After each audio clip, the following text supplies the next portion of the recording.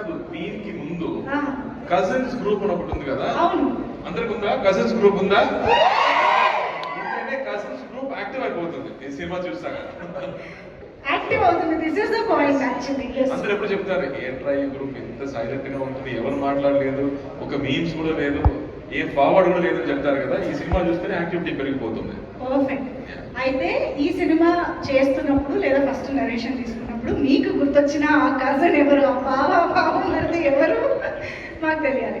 దాని ముందు I think మా అమ్మ ఊరు, అదే నాకు గుర్తొచ్చింది. నా సమ్మర్ హాలిడేస్ మొత్తం పల్లెటూరులో జరిగింది.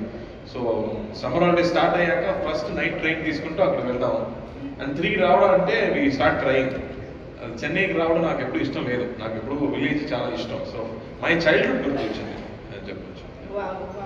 చైల్డ్హుడ్ అంటే అందులో కజిన్స్, అత్తయ్య, మామయ్య అందరూ ఉంటారు కాబట్టి మాకు కూడా అలాగే గుర్తొస్తుంది సినిమా చూసాక అని అనుకుంటున్నాము. మనం ఆల్రెడీ మీమ్స్ టాపిక్